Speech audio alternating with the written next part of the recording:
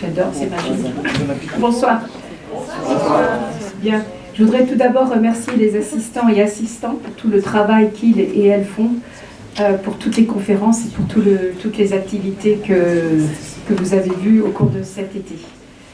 Je suis très honorée ce soir de vous présenter Anne Muxel, qui est directrice déléguée du CEVIPOF, le Centre de recherche politique de Sciences Po à Paris, et qui est aussi directrice de recherche en sociologie et en sciences politiques au CNRS. Ses travaux dans le champ de la sociologie politique s'attachent à la compréhension des formes du lien des individus à la politique et plus largement au système démocratique, à partir de l'analyse de leurs attitudes et de leurs comportements, c'est-à-dire des nouvelles formes d'expression politique, du rapport au vote, des modes de socialisation et de construction de l'identité politique. Elle a mené de nombreux travaux sur la transmission des valeurs dans la dynamique générationnelle et est une spécialiste reconnue des études sur la jeunesse. Par ailleurs, elle a ouvert tout un champ de recherche consacré à une sociologie de l'intime, qu'elle développe au travers de questions touchant à la politisation des individus, à la construction de la mémoire individuelle et collective, ou encore au travers de questions, pas trop que je bouge, au travers de questions sur les conséquences de la pandémie de Covid-19, sur les relations interpersonnelles et sur les conditions de l'altérité. Tout cela a fait l'objet d'un ouvrage paru en 2020 aux éditions Odile Jacob, et cet ouvrage s'intitule « L'autre à distance, quand la pandémie touche à l'intime ». J'ai lu ce livre qui est absolument passionnant et qui révèle une grande acuité, une fine perspicacité, ainsi qu'une sensibilité évidente à l'égard de l'autre. Elle a publié de très nombreux ouvrages, dont voici les plus récents. Les Français sur le fil de l'engagement, qui est paru aux éditions de l'Aube, Fondation Jean Jaurès en 2022, ainsi qu'une Jeunesse engagée, qui a été publiée aux presses de Sciences Po en 2022. Son tout dernier ouvrage, publié cette année, en 2024, qui s'intitule « Ils ne m'ont jamais lâché », s'intéresse aux jeunes des quartiers populaires et aux liens qui sont créés avec leurs éducateurs de rue. Pour conclure, j'aimerais d'abord mentionner qu'Anne fait preuve d'une grande flexibilité ici à Middlebury, car elle enseigne à la fois dans le programme de 7 semaines et dans celui de 6 semaines, comme d'autres collègues. Dernière chose que j'aimerais mentionner, qui n'est pas la moins importante, au contraire, en 2022, elle a été nommée chevalière de la Légion d'honneur.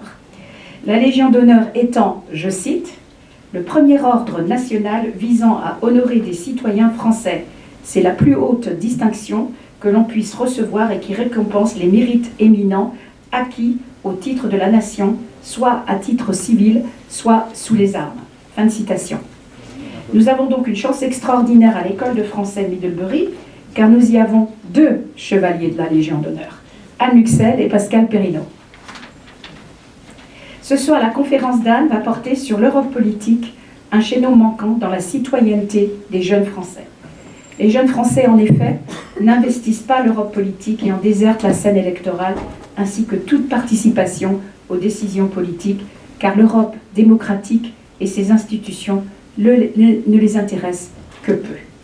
Alors, comment interpréter les raisons de ce chaînon manquant qu'est l'Europe dans leur conscience politique, comme dans l'expression de leur citoyenneté? Veuillez accueillir Anne très chaleureusement, s'il vous plaît.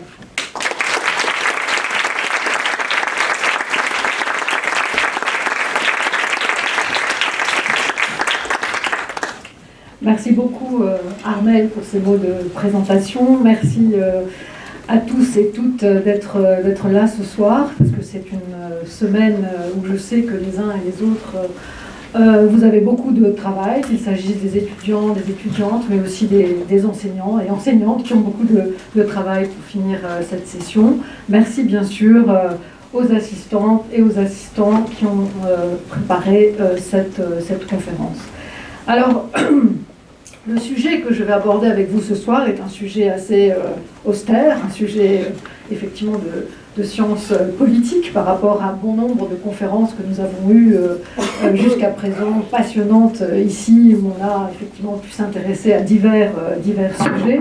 Là, nous allons nous intéresser à un sujet assez plus rébarbatif, Par exemple, l'Europe est un sujet rébarbatif. C'est pour ça qu'on parle très peu d'Europe sur les chaînes de télévision.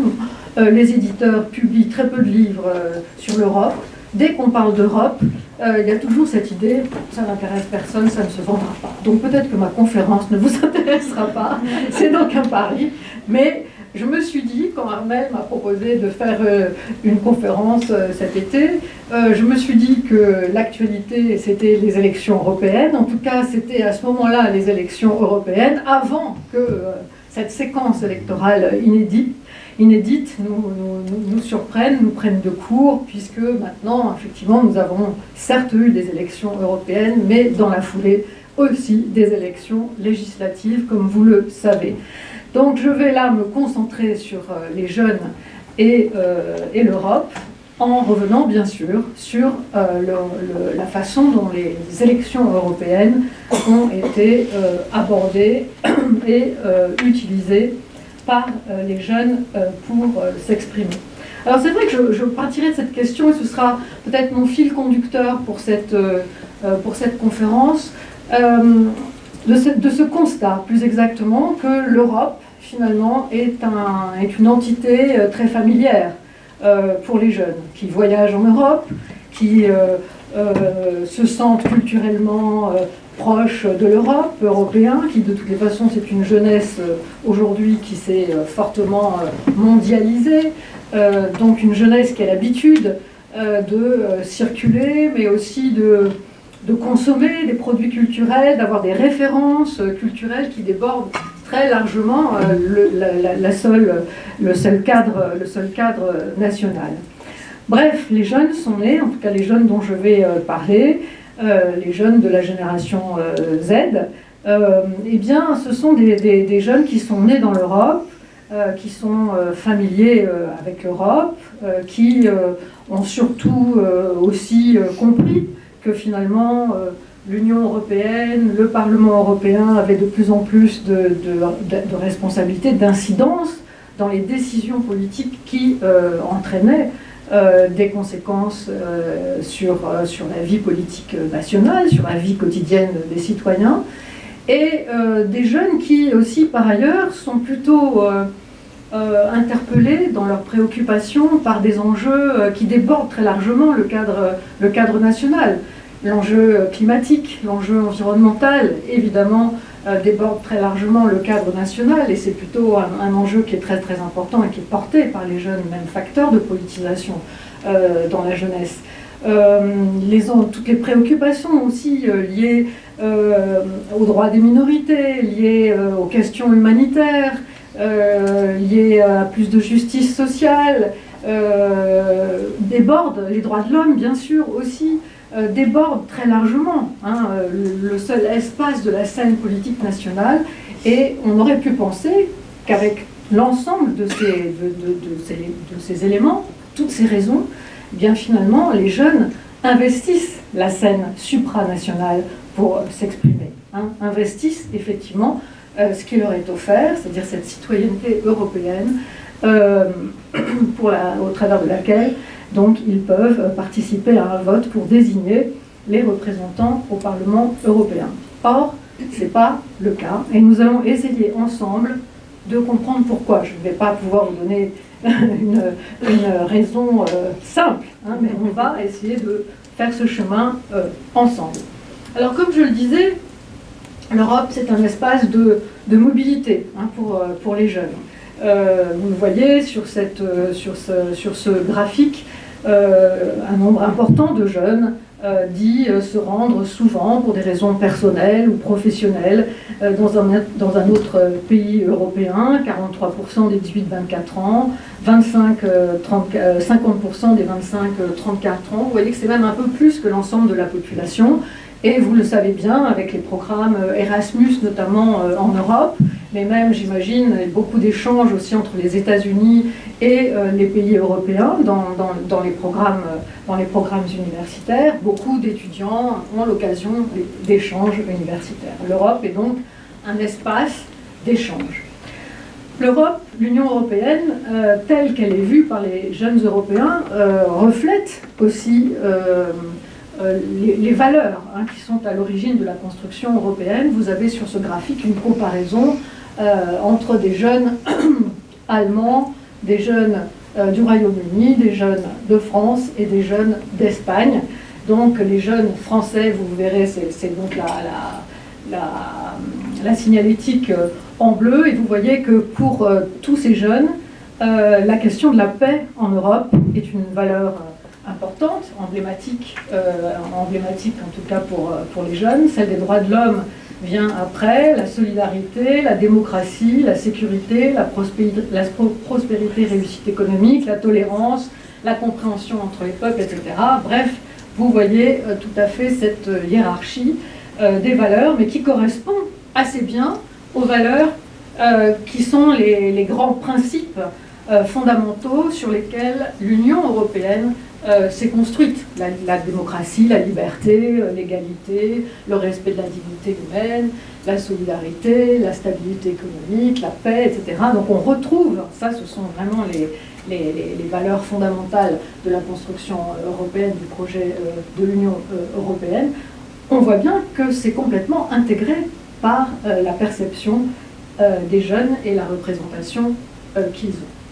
Quand on leur pose la question, on voit par ailleurs que leur soutien est plutôt positif à la construction européenne, voire plus positif que dans les générations passées. Ça, c'est aussi un paradoxe et un élément important pour comprendre pourquoi, d'un côté, on a finalement une perception assez positive de la construction européenne, plus positive que dans le reste de la population, et en même temps, on ne participe pas à ce projet européen. Vous voyez sur ce graphique des générations, la génération de la guerre, des guerres, qui sont nées avant 1945, la génération des boomers, nés entre 45 et 64, la génération X, la génération Y, la génération Z. Vous voyez que la part de jeunes qui répondent qu'ils sont favorables au projet européen tel qu'il est mis en place, eh bien, vous voyez qu'il y a plus de jeunes, ce sont eux, finalement, qui n'ont rien à redire, moins à redire en tout cas que les autres, sur le projet européen tel qu'il est mis en place par rapport aux autres générations. Donc une adhésion de principe au projet européen qui est plus marquée que parmi les plus âgés. Vous voyez, ce graphique montre bien que, effectivement, plus on vieillit, moins on va considérer que le projet européen peut être considéré comme de façon favorable, tel qu'il est, sans réforme, sans modification, sans changement. Donc, il y a donc une adhésion de principe, 31%, ça ne veut pas dire que tous, vous le voyez, tous considèrent qu'il n'y a rien à retoucher au projet européen, mais en tout cas, ils sont plus nombreux à adhérer au projet européen tel qu'il est que dans les générations plus anciennes. Par ailleurs, ils identifient de façon assez significative tous les avantages qu'il y a d'être européen. C'est une opportunité, une chance, une fierté même pour certains. Donc il y a évidemment des évaluations plus négatives, mais ce qui vient d'abord, ce sont des évaluations plus positives. Une opportunité, une chance, des perspectives. Il y a aussi un lien d'appartenance. Quand on demande aux jeunes s'ils se sentent, en l'occurrence pour les jeunes français, français seulement, pourquoi ça s'éteint tout le temps? C'est normal? Bon, je ne sais pas. Enfin, mon écran s'éteint, mais est-ce que ça s'éteint là? Oui. Par contre, mais je ne sais pas quoi faire. Bon. L'important, c'est que ça se rallume.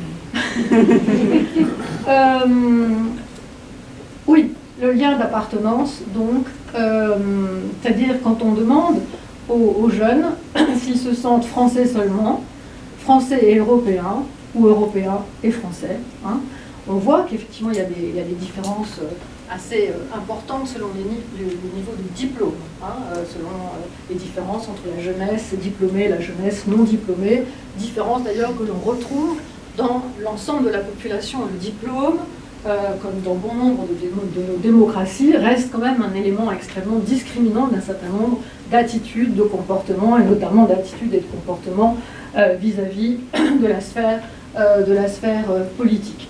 Mais vous voyez que globalement, même si on voit que les jeunes sans diplôme, les moins de 34 ans, les moins de 35 ans, pardon, sans diplôme, qui n'ont pas le bac. En France, le bac, c'est vraiment un échelon, on va dire, quasi élémentaire aujourd'hui.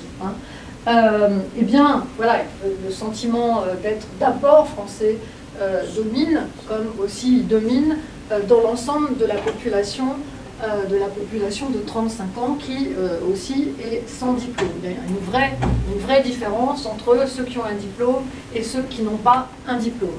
Mais malgré tout, quand on regarde, même parmi les jeunes qui ne sont pas diplômés, 31% peuvent considérer qu'ils sont français et européens et français, et les jeunes qui ont un niveau supérieur ou égal au bac, vous voyez que c'est 61% qui se sentent français et européens ou européens et français. Donc en fait c'est un lien fragile, ce sentiment d'identité européenne, mais il existe quand même, il existe, et donc il va être plus ou moins exacerbé, évidemment, selon un certain nombre de caractéristiques sociologiques, mais aussi politiques des jeunes, on le verra. Alors, tout ça, ce sont quand même des points d'appui, on va dire, des atouts qui devraient normalement favoriser l'expression d'une citoyenneté européenne. Or, ce n'est pas le cas. Quand on regarde de près, on voit que dans la population jeune, les institutions politiques européennes sont relativement peu connues. Ce n'est pas le cas que des jeunes, dans l'ensemble de la population aussi. Si on fait passer un questionnaire en demandant aux Français aujourd'hui comment fonctionnent les institutions européennes, je crois qu'on n'aurait pas beaucoup de réponses très positives. Par ailleurs, c'est vrai que les jeunes font l'objet d'une méconnaissance, expriment une méconnaissance assez importante, qui interroge notamment les programmes scolaires, les enseignants, parce que c'est vrai que maintenant, depuis un certain nombre d'années quand même, l'enseignement des institutions européennes et de l'Europe fait partie des programmes scolaires. Mais c'est comme si ça ne se fixait pas. Les jeunes,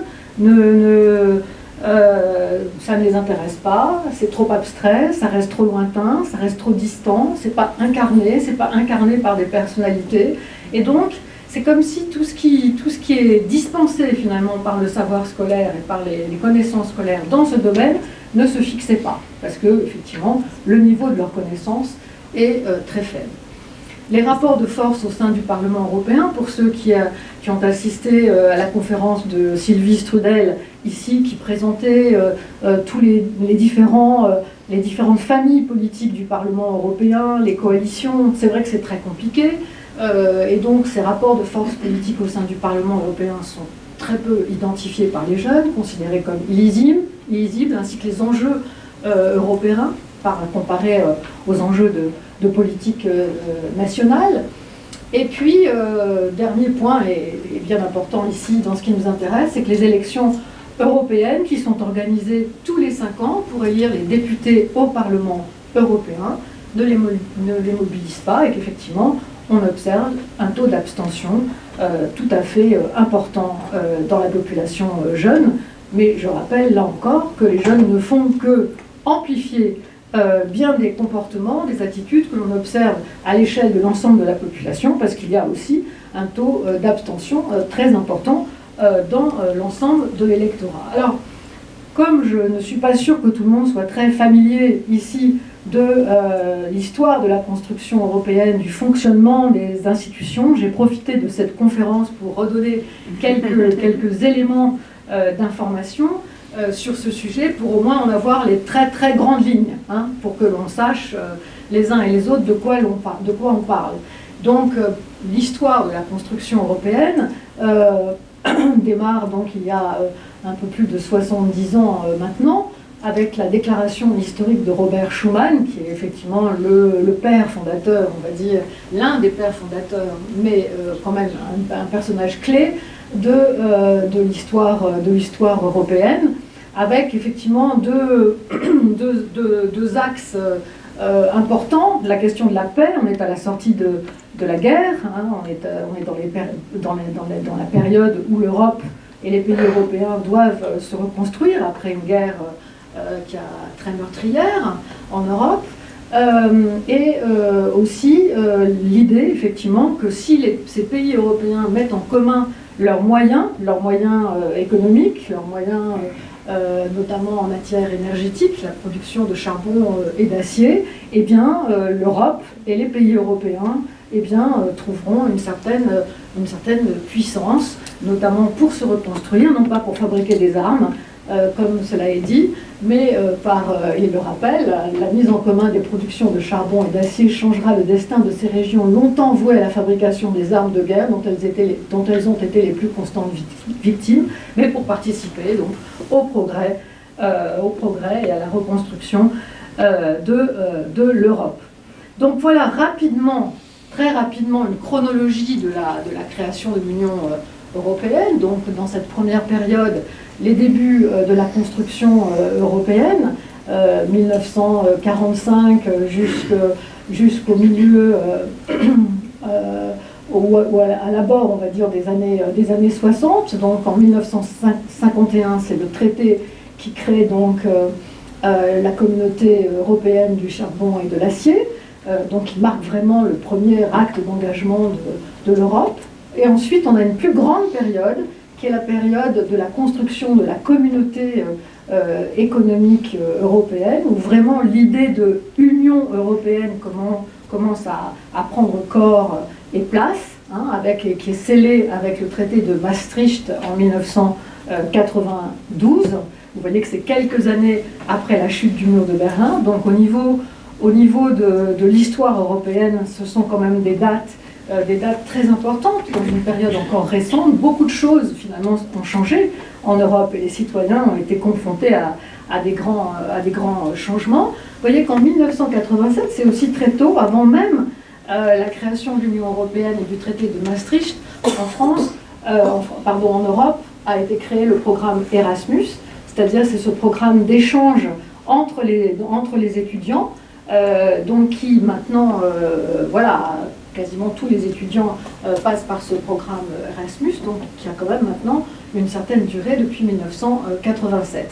Et puis vous voyez que dans cette période, depuis donc 1992 jusqu'à aujourd'hui, donc un peu plus de 30 ans, on va dire, d'existence de l'Union européenne, jusqu'à le traité de Lisbonne, très important en 2007, l'euro et sa mise en circulation en 2002, et donc au fil du temps, un élargissement de l'Europe qui est passé de l'Europe les 6 pays fondateurs de l'Europe à l'origine, aux 27 pays qui forment l'Union européenne aujourd'hui. Aujourd'hui, 9 pays prétendent officiellement intégrer l'Europe, et un, qui est le Kosovo, en rouge, n'est pas encore accrédité par l'Union européenne. Il a déposé effectivement sa candidature en décembre 2022. Donc voilà ce projet de l'Europe unie, gage de paix, qui petit à petit donc s'est élargi à bon nombre de pays européens, et qui pourraient gagner parmi les pays effectivement qui demandent leur intégration, les plus grands pays qui demandent leur intégration à l'Union européenne, la Turquie et l'Ukraine. Vous savez que pour l'Ukraine, c'est un vrai enjeu, l'adhésion à l'Union européenne. Alors, je passerai très vite pour rappeler que quand même cette Union européenne, elle a aussi des symboles dans l'histoire effectivement de cette construction européenne, et pour façonner une éventuelle citoyenneté européenne, eh bien, il y a des symboles forts. Symboles forts pour bien sûr la devise européenne. La devise européenne, c'est « Unis dans la diversité ». C'est la devise de l'Union européenne qui a été utilisée pour la première fois en 2000. On a un hymne européen aussi en Europe, qui est la 9e symphonie de Beethoven, qui a mis en musique l'Ode à la joie. Il y a un drapeau européen aussi, maintenant je pense que tout le monde le connaît, qui est ce drapeau bleu constitué d'un cercle de 12 étoiles jaunes dorées sur fond bleu, qui le nombre 12 n'a rien à voir avec le nombre de pays, autrement il faudrait aujourd'hui en mettre 27. Et puis enfin, il y a une journée de l'Europe, mais ça très peu de monde le sait, parce que finalement elle est très peu fêtée, très peu commémorée, et tant qu'elle n'est pas commémorée, justement, pour mes étudiants avec lesquels nous travaillons sur la mémoire collective, c'est vrai que tant qu'il n'y a pas une commémoration de ce 9 mai, qui sait que le 9 mai est la journée de l'Europe, qui est effectivement la date anniversaire de la déclaration historique prononcée par Robert Schuman. Donc, voilà pour le rappel un petit peu de l'histoire de la construction européenne, à grands traits bien sûr, très rapidement, mais qui est en tout cas enseignée à l'ensemble des jeunes Français, et avec évidemment beaucoup plus de détails. Donc, tout est en place, finalement, et depuis 1979, ont lieu donc des élections européennes pour élire les représentants envoyés par chaque pays au Parlement européen. Donc depuis 1979, ça fait aussi beaucoup. Ça veut dire que les jeunes, en tout cas, ces jeunes dont nous parlons, de la génération Z, depuis qu'ils sont nés, ils connaissent la régularité de ces élections européennes qui ont lieu. Et malgré ça, eh bien, justement, depuis 1979, la date des premières élections européennes, où vous voyez le taux de participation des citoyens, eh bien, ce taux de participation en France, mais aussi de bon nombre, dans la plupart des pays européens, sauf quand les pays dans lesquels le vote est obligatoire, eh bien, la participation n'a cessé de baisser. Depuis 2014, il semblerait qu'il y ait un petit mouvement inverse, un regain de participation qui s'affirme. Mais vous voyez, on est sur un plateau. En gros, un Français sur deux a voté aux dernières élections européennes. Ça, c'est toute la population confondue. Ce ne sont pas les jeunes. Donc, il faut comprendre ce relatif affaiblissement de la participation des citoyens de l'Union européenne à choisir leurs représentants au Parlement européen, alors même que le Parlement européen a de plus en plus de pouvoir, et alors même que la Commission européenne, le Conseil européen ont de plus en plus de pouvoir sur la vie politique des différents pays membres de l'Union. Donc c'est un paradoxe, évidemment, qui interroge.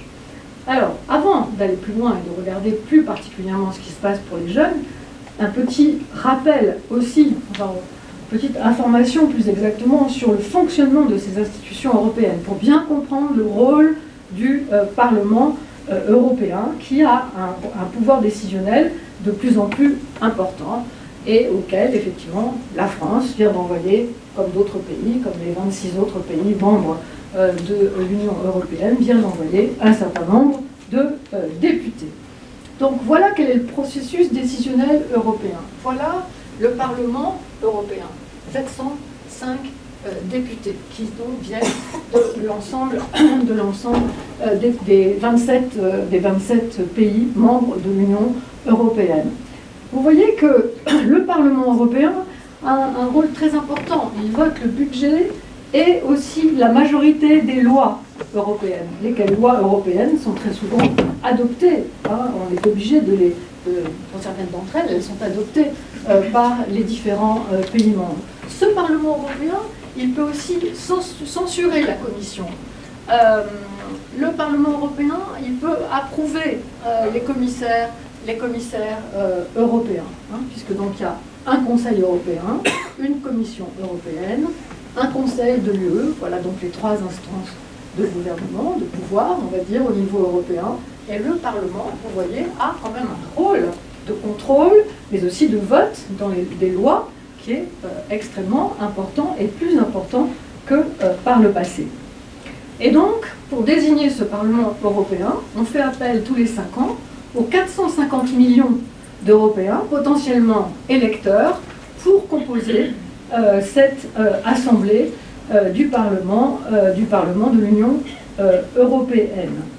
Et donc c'est quand même un moment très important au niveau de la politique européenne, mais c'est aussi un moment très important pour la politique nationale et pour chacun des pays, puisqu'on le verra, la tension qu'il y a entre la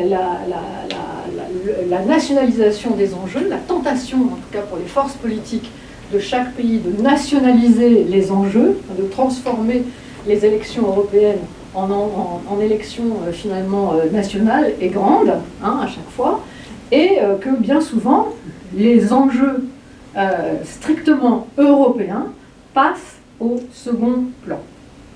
Alors voilà la composition du Parlement européen issue des élections européennes de juin 2024. Je ne vais pas revenir dans le détail, puisqu'on a déjà vu ça, pour ceux qui étaient là en tout cas, sur l'élection du Parlement européen dans la série des conférences, des conférences sur le populisme. Mais vous voyez que cette année, eh bien, le Parlement européen a gagné quand même un peu plus de députés de l'extrême droite et des forces souverainistes et donc non forcément favorables au projet européen.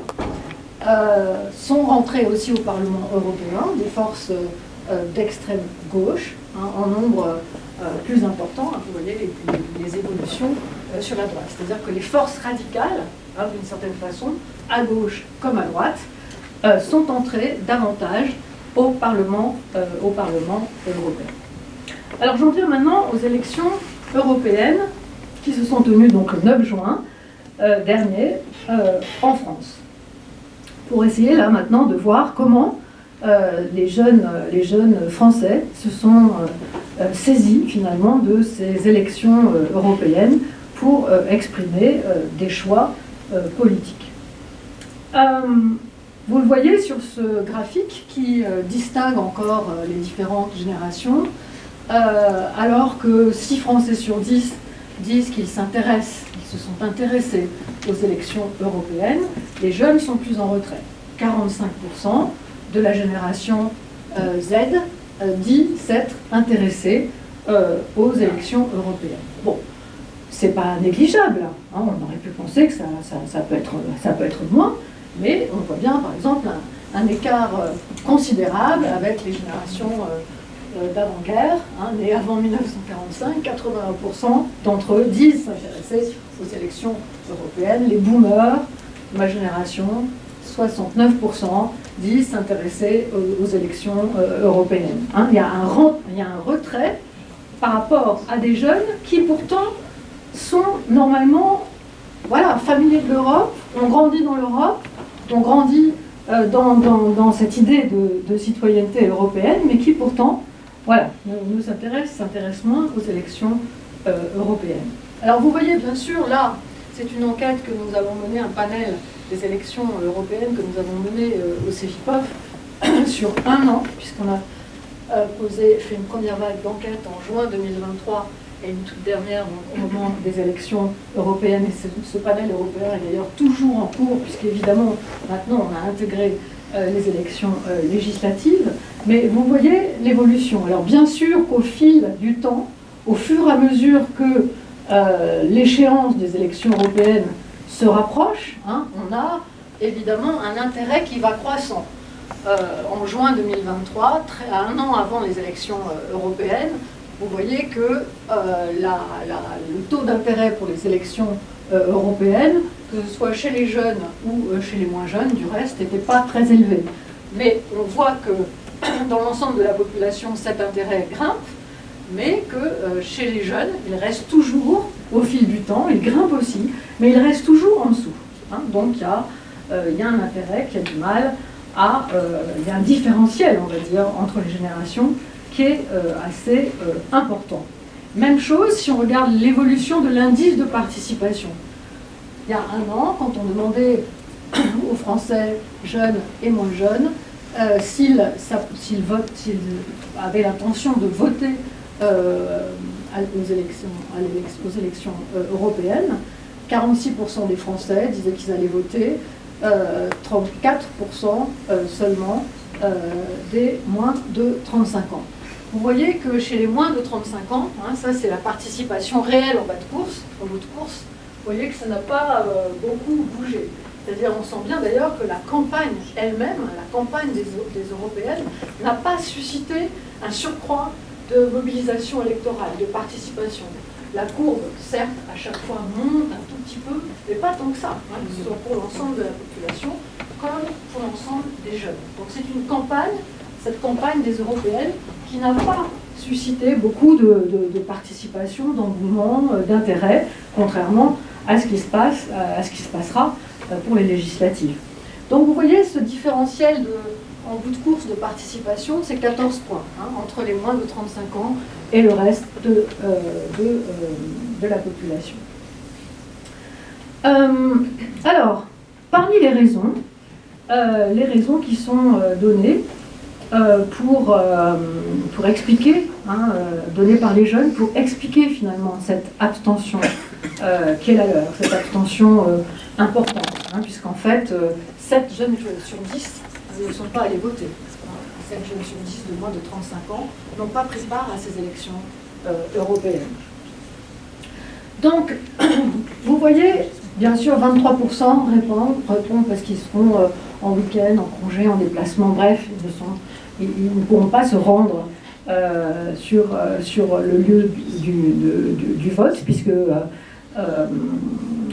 en France, les élections sont organisées le dimanche, donc c'est pour ça que vous serez en week-end, donc pas là. Bon, bref, là, il y a toujours effectivement une proportion significative de personnes qui ne sont pas disponibles ce jour-là.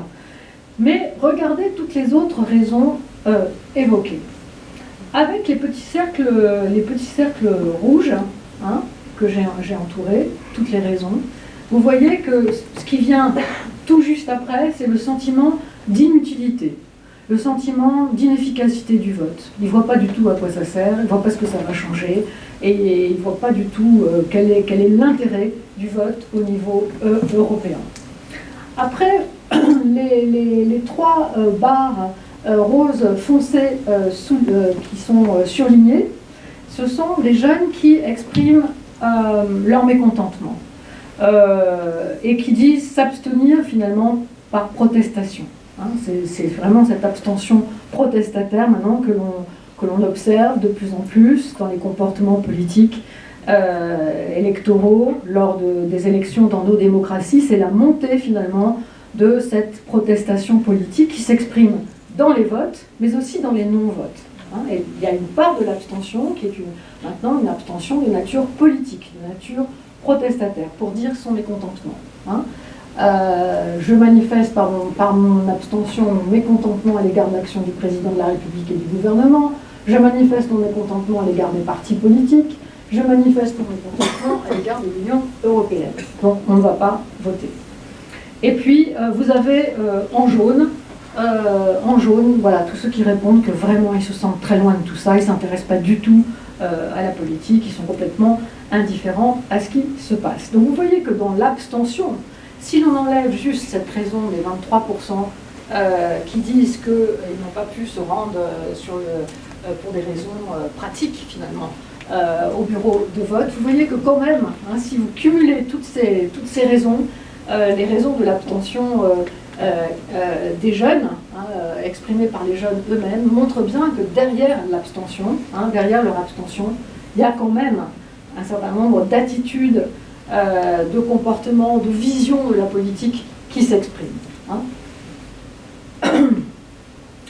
Alors, ceux qui sont allés voter, maintenant, quels sont les sujets dont ils ont le plus tenu compte dans leur choix de vote pour les élections européennes? Voilà, parmi les moins de 35 ans, ce qui vient en premier. En premier, comme dans le reste de la population, c'est le pouvoir d'achat qui vient de loin en premier, même donc parmi les jeunes, et comme dans le reste de la population.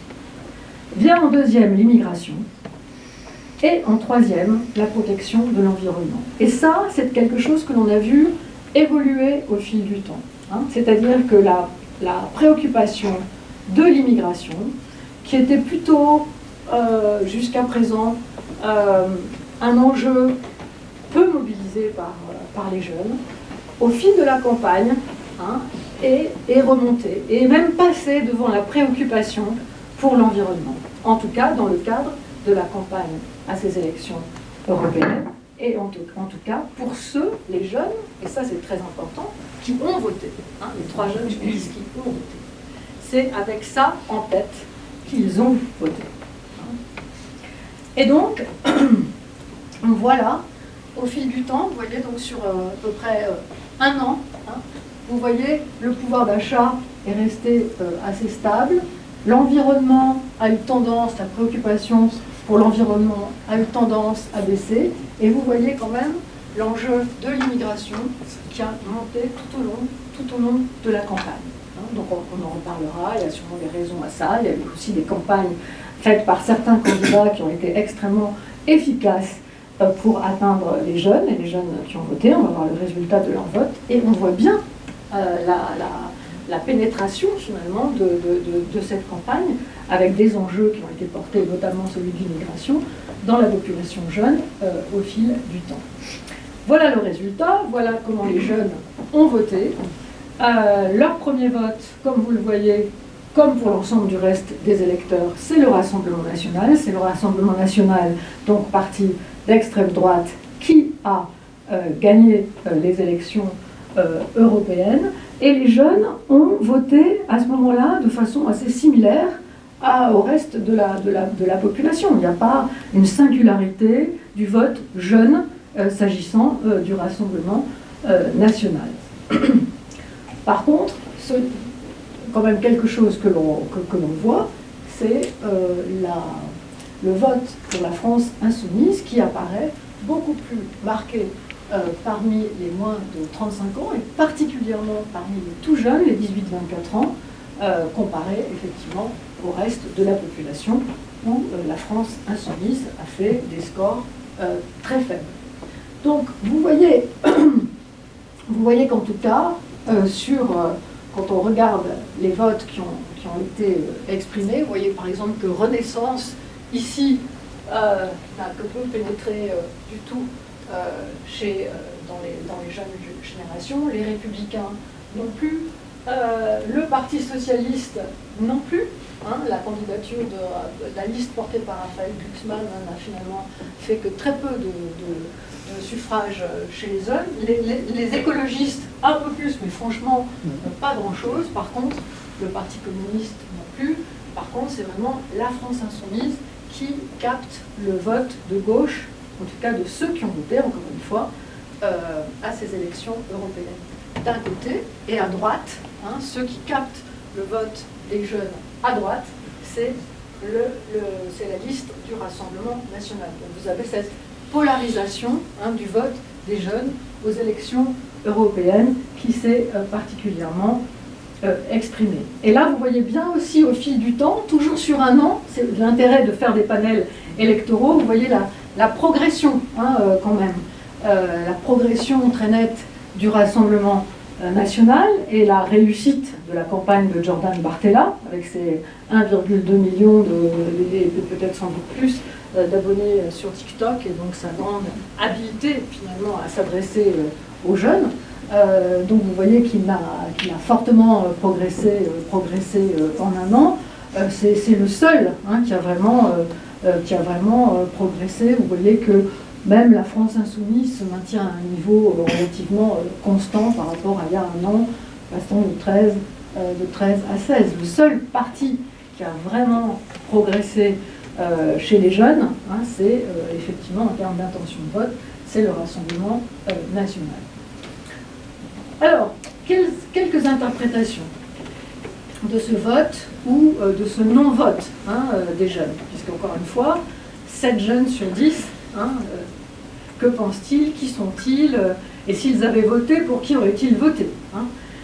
C'est des questions qu'il faut évidemment se poser. Quelques interprétations du vote. C'est d'abord revenir sur la défiance très importante qui existe en France aujourd'hui envers les responsables politiques, comme envers toutes les institutions politiques, dont évidemment les institutions européennes. Et donc, cette défiance, cette crise de la représentation politique nourrit bien sûr un vote pour les forces radicales, nourrit aussi l'abstention, hein, le fait de ne pas aller voter, et particulièrement en France. Nous avons, contrairement à d'autres pays européens, la particularité d'avoir une polarisation du paysage politique importante à l'extrême droite comme à l'extrême gauche. Hein, parce qu'il y a beaucoup d'autres pays européens où il y a des extrêmes droites, mais pas une extrême gauche aussi implantée que par exemple en France.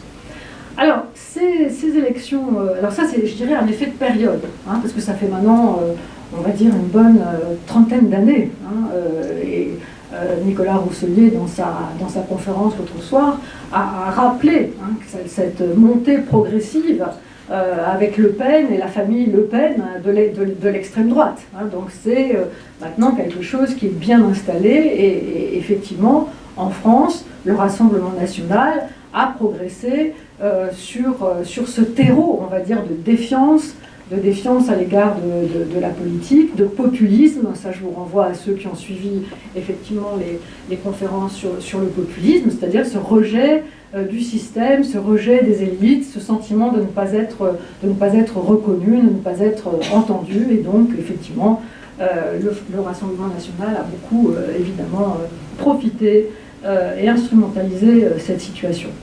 Après, il y a un mécanisme plus général, propre aux élections européennes qui, dans la panoplie des différents scrutins électoraux, sont ce qu'on appelle des midterm elections, c'est-à-dire des élections intermédiaires. Et ces élections intermédiaires qui interviennent dans des moments du cycle électoral où se produisent les élections générales. Et donc ces élections intermédiaires, elles vont être généralement utilisées par les citoyens pour exprimer leur mécontentement, bien souvent. En tout cas pour se prononcer par rapport à la situation politique du pays, par rapport au bilan du gouvernement, par rapport au chef de gouvernement, etc., etc. Et donc là, c'est cette particularité de ces élections intermédiaires, cet effet, plus exactement, élection intermédiaire, a joué à plein. Parce que, donc, effectivement, les élections européennes, le fait qu'elles aient été remportées par le Rassemblement national, pour les jeunes et comme pour l'ensemble de la population, c'est bien, effectivement, cet effet de vote-sanction, où Macron a été, évidemment, bien évidemment, sanctionné. Dans ces élections, dans ce système, on va dire, cette instrumentalisation des élections européennes comme des élections intermédiaires, on voit opérer une prévalence des enjeux nationaux sur les enjeux européens. Mais ça peut être aussi à d'autres élections nationales, par exemple des élections locales, des élections municipales, des élections régionales, départementales. Elles peuvent être aussi utilisées pour finalement répondre à des enjeux visant non pas la situation locale, mais une situation nationale. Donc là, c'est pareil, on le verra pour les Français. Un Français sur deux a dit que ce qui comptait le plus dans son vote, c'était des enjeux nationaux. Un Français sur deux a dit que c'était plus des enjeux européens. Mais donc, on voit bien que la population est très partagée. Mais chez les jeunes, on va le voir, c'est d'abord des enjeux nationaux. Et là, c'est paradoxal aussi, c'est-à-dire que les jeunes, finalement, ne sont pas allés sur la scène supranationale, alors qu'ils ont beaucoup d'intérêt par rapport à leurs préoccupations, par rapport aussi à leur défiance vis-à-vis des institutions nationales. Ils pourraient avoir de l'intérêt, finalement, à se déporter sur la scène supranationale, or, ils ne le font pas. Et donc, encore un élément d'interprétation du vote que l'on peut passer en revue ou du non-vote, c'est la confirmation de la pénétration quand même du vote d'extrême droite dans une partie significative de la jeunesse qui s'est mobilisée pour les élections européennes, en lien notamment avec la popularité de Jordan Bardella, parce que quand des mesures de popularité étaient faites, Jordan Bardella est à peu près la seule personnalité politique que les jeunes connaissaient et citaient. Alors, il y a un point pour aller continuer à avancer dans cet effort d'interprétation qu'il faut qu'on ait bien en tête, c'est que la France se distingue de bon nombre d'autres pays européens par son pessimisme plus marqué, par son euroscepticisme aussi assez marqué, par sa défiance, encore une fois, à l'égard des institutions, qui est beaucoup plus marquée que dans d'autres pays comme l'Allemagne, comme l'Italie. La France reste quand même un pays où le pessimisme est de mise. Vous voyez, confiance dans le Parlement de l'Union européenne, confiance dans l'Assemblée nationale, confiance dans les députés de l'Union européenne, confiance dans les députés de français, donc, et l'Union européenne est une bonne chose. Si on regarde cette confiance que l'on compare entre la France, l'Italie, l'Allemagne et la Pologne, parce que c'était effectivement dans le cadre du baromètre de confiance politique du Cevipof que nous l'Union, vous voyez que la France a toujours des niveaux de confiance, parmi les 18-24 ans, mais aussi parmi les 65 ans et plus, les 18-24 ans en bleu, les 65 ans et plus, toujours plus faible, en tout cas qu'en Italie et qu'en Allemagne. Et ça, que ce soit au niveau national, pour l'Assemblée nationale, ou que ce soit pour les députés de l'Union européenne et pour l'Union européenne. Et paradoxalement, ce que l'on voit, c'est qu'ils ont, quand on compare l'Assemblée nationale et le Parlement européen, ou les députés français et les députés de l'Union européenne, ils ont même un peu plus confiance dans les institutions européennes et dans les députés européens que dans les parlements nationaux, que dans le Parlement national et les députés de l'Assemblée nationale. Ce qui là encore est un paradoxe. Ça pourrait effectivement les renforcer à voter finalement, à l'élection européenne. Et donc vous voyez que là aussi, l'Union européenne est une bonne chose, et bien vous voyez que voilà, la France est toujours à des niveaux sur cette question bien inférieurs à ceux des Italiens et des Allemands, on est plus proche là-dessus, plutôt des Polonais. Alors, vous allez voir sur ce graphique, ce vote sanction propre à ces élections intermédiaires dont j'ai parlé, il joue à plein, là aussi. Vous voyez que pour le pourcentage des électeurs qui disent qu'ils votent d'abord pour s'opposer à Emmanuel Macron, les élections européennes, ça n'a rien à voir avec la politique nationale, mais ils ont voté d'abord pour s'opposer à Emmanuel Macron. Donc vous voyez que 38% des Français, 4 sur 10 qui ont voté, l'ont fait aux élections européennes d'abord pour s'opposer à Emmanuel Macron. Donc vous voyez bien un peu tout le malaise démocratique, le malaise politique qu'il y a en France aujourd'hui. Mais regardez les jeunes, c'est plus encore. C'est beaucoup plus. Là, vous avez vraiment un effet d'âge, 43%, si vous comparez aux plus âgés, dans 10% seulement, mais même par rapport à l'ensemble de l'électorat. Donc, les jeunes ont utilisé pleinement aussi ce vote sanction à l'occasion des élections européennes. Donc, c'est d'abord un vote contre, plutôt qu'un vote pour quelque chose. Ils ont aussi beaucoup plus que les autres voté sur des enjeux nationaux. Vous le voyez, vous le voyez sur cette courbe, une primauté des enjeux nationaux sur les enjeux européens. Les questions nationales sont en bleu, les questions européennes sont en orange. Et vous voyez à nouveau les générations, donc avec la génération Z qui est là-bas, et donc à 43% seulement pour les questions européennes, 57% pour des enjeux nationaux. C'est-à-dire qu'on voit bien que là, ils ne se sont pas du tout saisis, là encore une fois, de l'enjeu européen. Et ce qui est intéressant, c'est que, alors qu'au début, je vous ai montré que le niveau d'études joue un rôle important dans la constitution des attitudes, des opinions, des comportements politiques.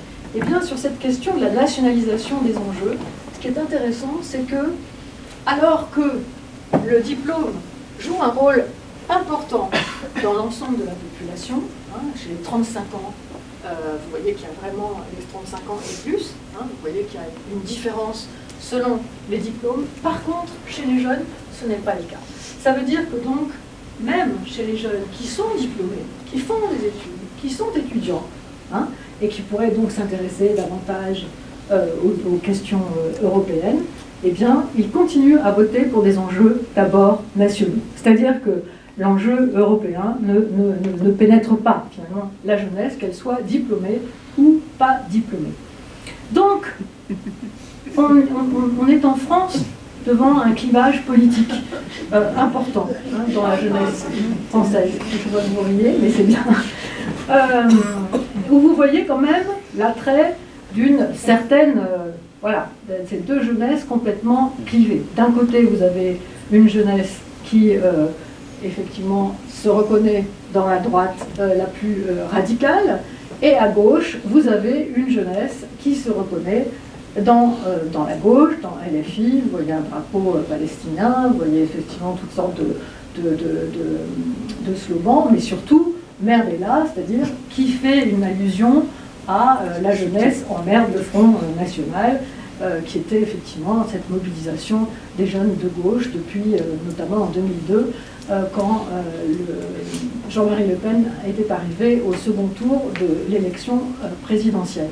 Mais donc on voit bien quand même cette polarisation politique aux extrêmes qui aujourd'hui s'affirme dans le paysage politique français, dans tout le paysage politique français, quels que soient les âges, mais qui, chez les jeunes, est particulièrement marqué parce qu'il y a effectivement cette comment dire, présence, hein, de l'extrême gauche et de la France insoumise à gauche qui attire toute une partie aussi significative de la jeunesse. Et dans tout cela, il n'y a pas beaucoup de place, on va dire, pour les partis intermédiaires, les partis traditionnels de gouvernement, de gauche comme de droite, soit le Parti socialiste ou les Républicains, sont finalement inexistants pour les jeunes. Hein, les jeunes, quand ils ont à se positionner, quand ils ont à voter, vont voter soit à la France insoumise, soit au Rassemblement national. Hein, donc il y a tout ce centre mou, on va dire, qui n'est pas investi du tout par les jeunes, hein, qui est investi par d'autres tranches d'âge, bien sûr, mais en tout cas pas par les jeunes. Alors, regardez ça aussi, c'est une diapositive qui est intéressante sur la perception des partis d'extrême droite en Europe, avec cette question: si les partis d'extrême droite progressent fortement en Europe à l'occasion de ces élections européennes, est-ce que selon vous, cela sera plutôt le signe d'un échec de l'Union européenne, sera plutôt le signe d'un nouveau souffle pour l'Union européenne, hein, ne se prononce pas. Donc, les jeunes répondent 58% sera plutôt le signe d'un échec de l'Union européenne. 39%, ce n'est pas rien, 4 sur 10, sera plutôt le signe d'un nouveau souffle pour l'Union européenne. Donc vous voyez bien la force quand même de ce clivage. On n'est plus au début des années 2000, on n'est plus effectivement dans ce moment où il y avait toute une partie de la jeunesse qui se construisait en réaction contre le Front National de l'époque. Aujourd'hui, on voit bien que le Rassemblement National pénètre un socle de la jeunesse de plus en plus large, hein, et gagne un socle électoral assez consistant. Évidemment, j'ai entouré en rouge, hein, l'importance de la proximité partisane. Vous voyez bien que seuls 20% de ceux qui se sentent proches du Rassemblement National considèrent que ce sera le signe d'un échec de l'Union européenne. Regardez aussi chez les jeunes, même si ça a tendance à disparaître, il y a quand même toujours ce gender gap. Hein. Vous voyez que les femmes sont un peu plus inquiètes, hein, un peu plus, elles considèrent plus souvent que ce sera un échec de l'Union européenne que les jeunes hommes. Alors, aux élections législatives qui ont eu lieu 3 semaines plus tard, suite à la dissolution surprise d'Emmanuel Macron au soir même des élections européennes, puisque je vous rappelle que le soir même, étant donné les résultats, étant donné la victoire du Rassemblement national, le président de la République a annoncé, à la grande surprise de tout le monde, qu'il proclamait la dissolution de l'Assemblée nationale. Jamais vu sous l'histoire de la Ve République. Donc, il y a eu des élections législatives très importantes en France parce qu'elles permettent de former le Parlement français, l'Assemblée nationale, voilà, qui ont été organisées 3 semaines plus tard, hein, le 30 juillet pour le premier tour et le 7 juillet pour le deuxième tour, donc avec un temps de campagne extrêmement court, et juste après cette, ce coup de semonce important qui était effectivement l'arrivée en tête du Rassemblement national, en tête des élections européennes.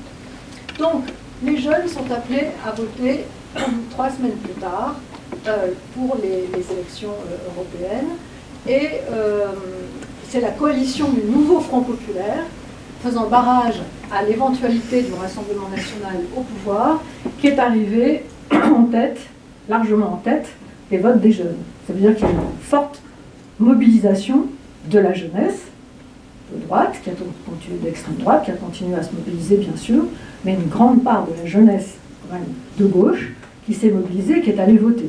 Elle ne vote pas aux élections, elle n'a pas voté aux élections européennes, mais elle s'est allée voter aux élections législatives. Et là, de loin, c'est le nouveau Front populaire.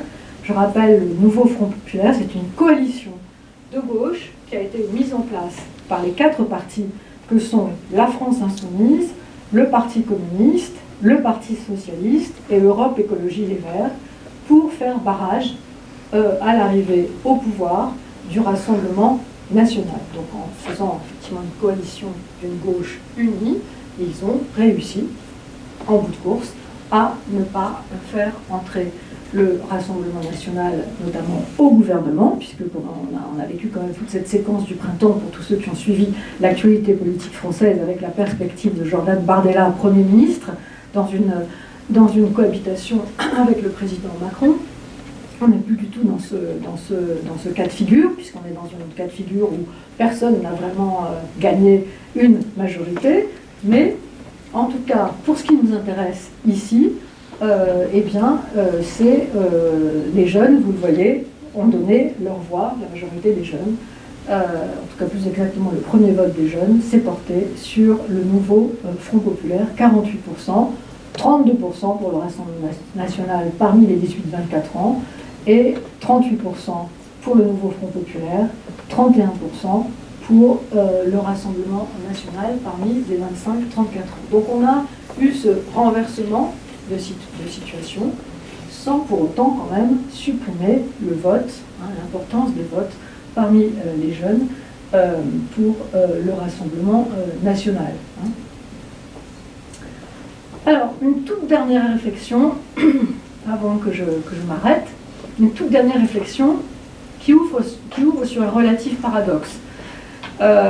Disons que les jeunes se sont alignés d'une certaine façon sur ce vote de mécontentement lors de ces élections européennes, ce vote de sanction qui exprime une colère, etc., avec cette attention importante pour le pouvoir d'achat, comme je vous l'ai montré tout à l'heure.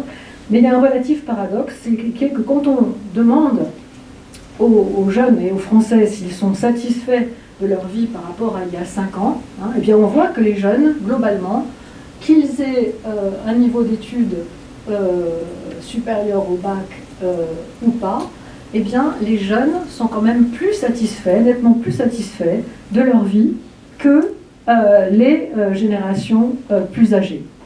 Donc on pourrait penser qu'étant plus satisfaits, ils avaient moins de raisons peut-être de protester ou en tout cas de rejoindre les rangs électoraux, on va dire, du Rassemblement national, qui justement, eux, tirent un grand profit de ce mécontentement par rapport à la vie telle que la vivent quotidiennement les Français.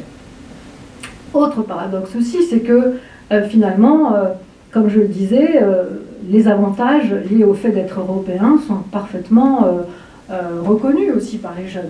Hein. Donc on pourrait aussi se demander pourquoi, alors qu'il y a effectivement des avantages à l'Europe, ils ne soutiennent pas davantage l'Union européenne. Vous voyez, je ne vais pas passer en revue, mais vivre dans des régimes politiques stables et démocratiques, avoir la possibilité d'étudier facilement à l'étranger avec le programme Erasmus, pouvoir facilement voyager, pas de frontières, faire partie d'un continent avec une histoire riche, être protégé des règles communes contre les pratiques abusives de certaines grandes entreprises, bénéficier de règles communes en matière de protection de l'environnement, vivre sur le plus beau continent du monde, bref, plein d'avantages finalement liés au fait d'être européen, sans que ça les incite à voter autrement que pour des enjeux nationaux ou à exprimer un vote de mécontentement. Donc en conclusion, je retrouve le fil sur la base duquel je vous ai invité à me suivre.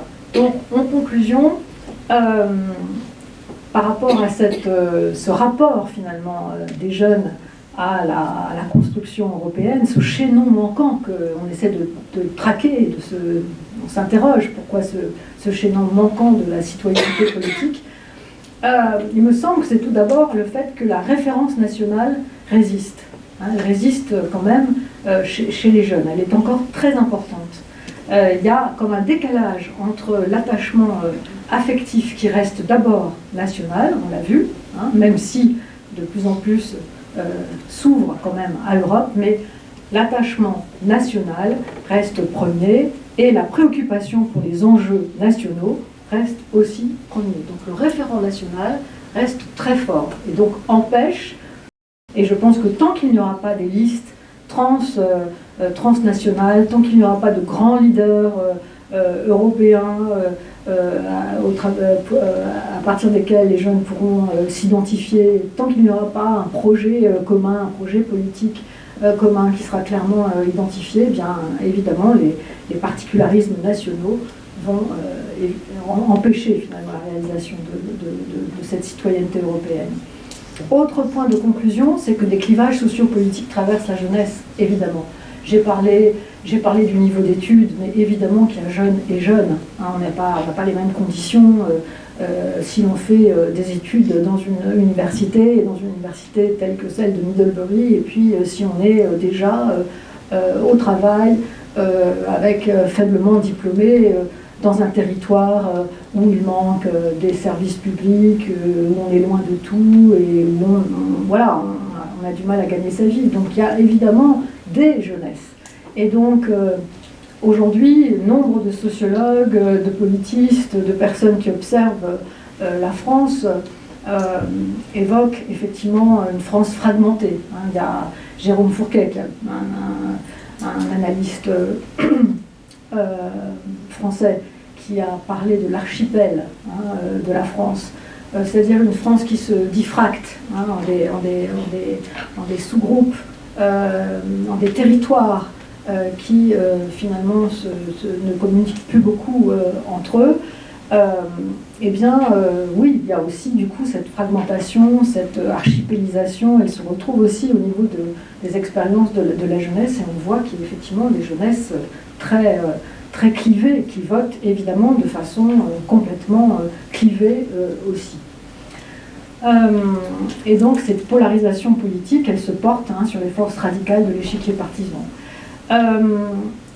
Autre chose qui n'arrive pas à se résorber maintenant, et pourtant ça fait des années et des années, c'est cette distance ressentie à l'égard des institutions européennes, à l'égard de la gouvernance européenne, et l'utilité, comme vous l'avez vu dans ce que je vous ai montré, l'utilité du vote à l'échelle européenne est questionnée par les jeunes. Beaucoup ne voient pas très bien ce que ça changera à leur vie et à quoi cela sert de voter.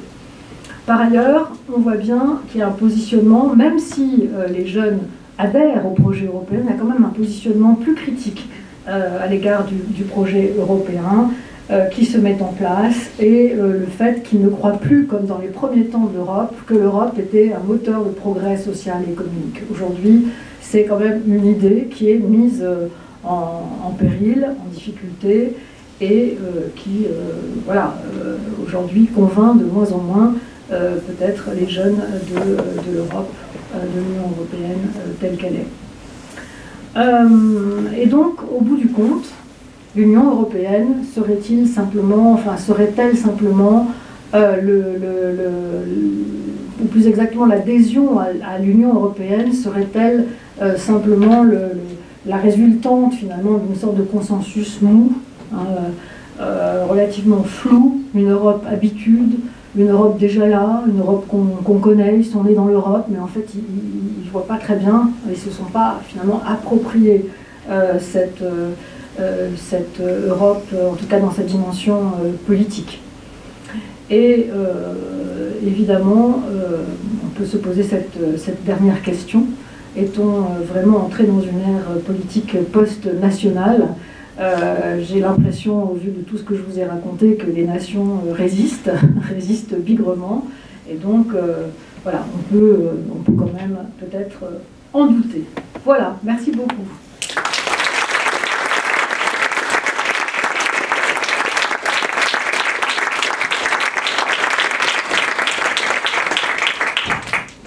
Merci Anne. Y a-t-il des questions de la part des étudiants en premier, s'il vous plaît? La lumière, oui.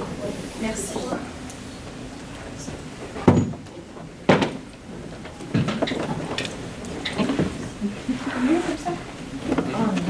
Ça va, c'est pas trop brillant, c'est trop brillant. Hein. C'est trop brillant. Oui, oui, oui, vous avez raison. On se voit.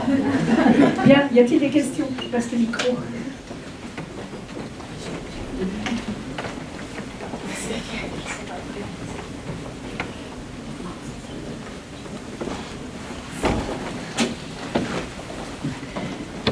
Bonsoir, merci beaucoup pour la conférence. C'était très clair, très intéressant.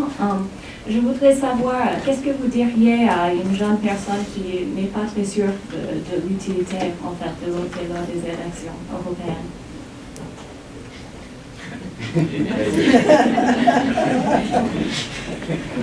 Bon, étant une spécialiste de l'abstention, je dis toujours aux personnes que je rencontre, votez, parce qu'effectivement, comme ça, je me dis, je n'aurais pas à m'occuper. Trêve de plaisanterie. Non,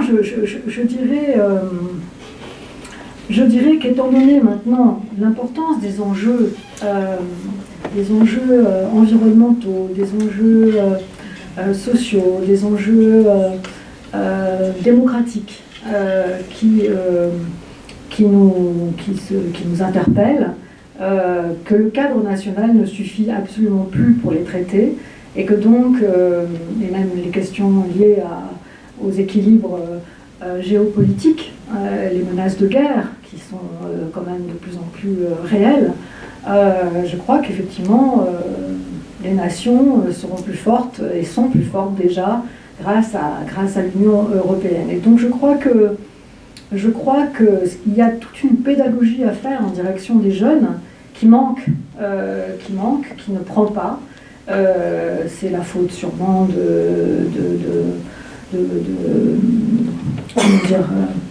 des politiques, je pense en grande partie, qui, en tout cas au niveau national, dès que quelque chose ne va pas, disent toujours que si ça ne va pas, c'est à cause de l'Europe, c'est à cause de l'Union européenne, c'est à cause des directives européennes. Bon, donc l'Union européenne est un peu le bouc émissaire sur lequel on a toujours reporté tout ce qui n'allait pas au niveau national. On a, je pense, particulièrement en France, parce que je pense que dans d'autres pays, cette réception plus favorable, plus positive envers l'Union européenne tient beaucoup au discours aussi des leaders et des gouvernants d'autres pays, où ils trouvent davantage de critères, on va dire, et d'interprétations positives aux effets de l'Europe sur leur pays et sur la nation. Nous, en France, je crois qu'on est vraiment les champions pour ne jamais évoquer ce que l'Europe peut apporter au pays. On évoque toujours ce que l'Europe enlève au pays. Alors, on ne peut pas en vouloir aux citoyens, et notamment aux jeunes, à force de baigner finalement dans ce climat, voilà, d'avoir effectivement des attitudes, si ce n'est eurosceptiques, ou en tout cas d'entendre les voix des populistes qui font résonner le cœur de la nation de façon plus forte que tous les autres. Voilà, donc si ce n'est ça, ou en tout cas de l'indifférence. Donc, oui, donc qu'est-ce que je lui dirais? je lui dirais effectivement comment dire, qu'on habite maintenant dans un monde plus large et que l'Europe doit y trouver sa place et que c'est à ce niveau-là sûrement qu'on peut envisager des grandes améliorations qui retomberaient sur la vie des citoyens eux-mêmes. C'est peut-être ça que je dirais.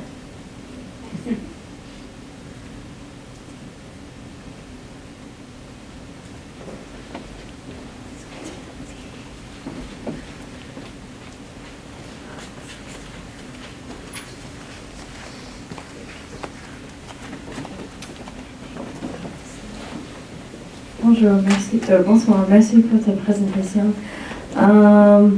Je suis curieuse avec la tendance courante que les jeunes ne s'intéressent pas avec les politiques et avec un pays déjà qui a quitté l'UE. Est-ce que tu penses que l'Union européenne va demeurer pour les prochains 100 ans, ou est-ce que tu penses que les jeunes... Non, c'est juste, je suis curieuse parce que de suivre le mouvement des jeunes, génération après génération, parce que il semble que le UE a été créé en réponse de les atrocités de la Deuxième Guerre mondiale, mais dans ces jours ici, et je suis persévérée, pardon, un mélange avec la current tendance des jeunesse et les mouvements des pays, qu'est-ce que tu en penses? Okay. C'est juste... Ça, c'est la question boule de verre. Je ne sais pas ce que je vois dans ma boule de verre. Bon, je pense que... dans le mar de café, comme on dit. Mais non, mais c'est une vraie question. Parce que, par contre, je crois que l'Europe démocratique, elle peut être menacée par, effectivement, la montée des populismes en Europe. Et que le projet européen à la base, le projet de l'Union européenne, c'était une Europe garante finalement de la liberté, du pluralisme, de la démocratie. Mais qu'avec la montée finalement de tous ces populismes autoritaires en Europe, avec l'entrée au Parlement européen, comme on a vu, de tous ces députés européens maintenant qui sont effectivement habités par de toutes autres idées, soit des populismes autoritaires, remettant en cause effectivement la démocratie, porteurs de démocratie libérale, je pense à M.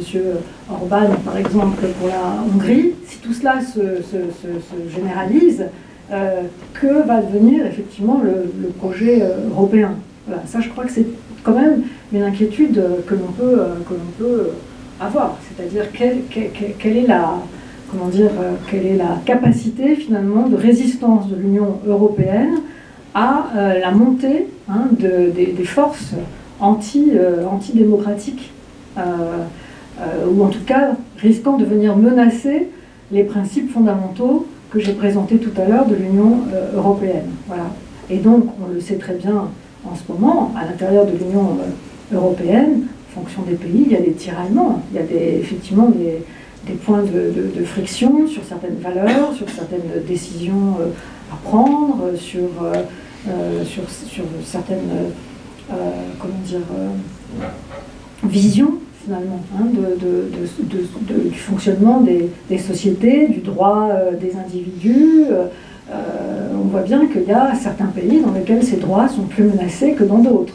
Et donc, quand ces pays siègent autour dans le Parlement européen, au Conseil européen, dans toutes les instances, en tout cas de gouvernance au niveau européen, ben, évidemment, il faut entendre des voix qui sont dissonantes par rapport au projet européen. Ça, c'est un risque. Et le deuxième risque, c'est celui des guerres. En ce moment, on a quand même une guerre quasi sur le sol européen qui est menée en Ukraine contre la Russie. Donc on voit bien aussi qu'au niveau géopolitique, géostratégique, il se passe des choses en ce moment dont on ne sait pas exactement quelle retombée tout cela aura sur l'Union européenne. Mais évidemment que ça déborde complètement nos seules frontières nationales.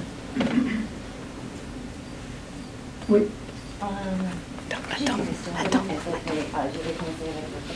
Oui, l'Ukraine, le fait que la guerre en Ukraine était à la barre des enjeux qui intéressent la jeunesse, ça me surprit particulièrement parce que le pouvoir d'achat était à la top.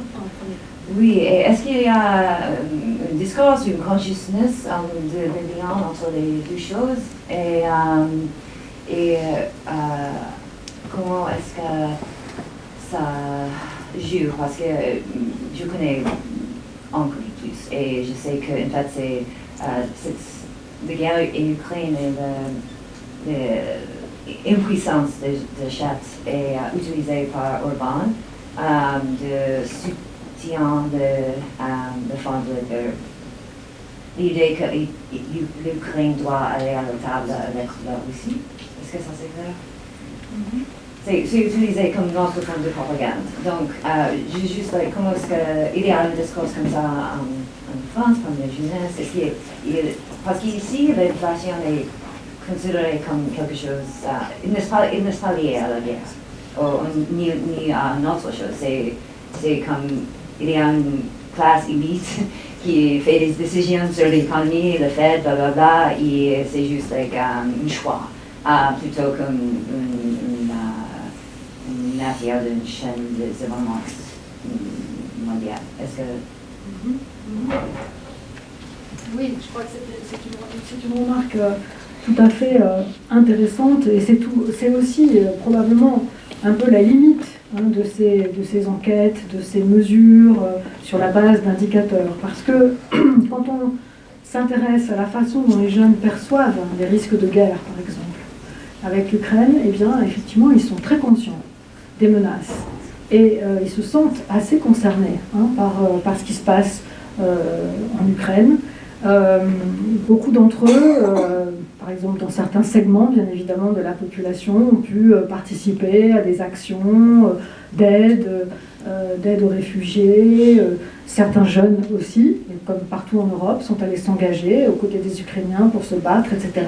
Et beaucoup de jeunes en ce moment disent qu'ils pourraient même, beaucoup de jeunes Français disent qu'ils pourraient même être prêts à s'engager. Donc on voit une sorte de regain de patriotisme qui, dès l'instant où la question d'une menace bien identifiée et d'une guerre bien identifiée se pose, provoque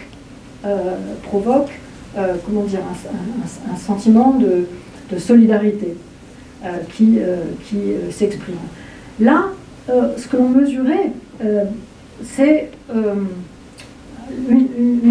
un des enjeux qui allait compter dans leur vote aux élections européennes, mais on a vu que les enjeux qui comptent d'abord pour eux, ce sont des enjeux nationaux.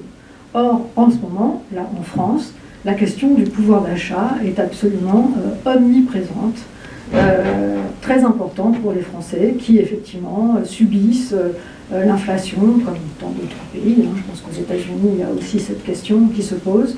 Mais en France, elle est importante.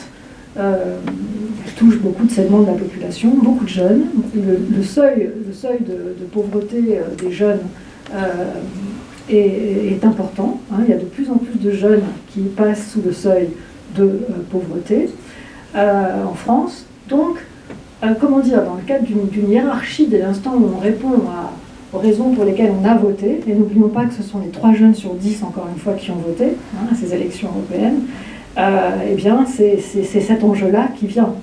Et voilà. Donc, il y a une sorte de décalage, en tout cas, entre l'acte de vote et la perception que l'on peut avoir de l'importance des enjeux. Ça ne veut pas dire que les jeunes Français ne se sentent pas concernés par la guerre en Ukraine. Ça, voilà. C'est une sorte de question de hiérarchisation. D'autres questions?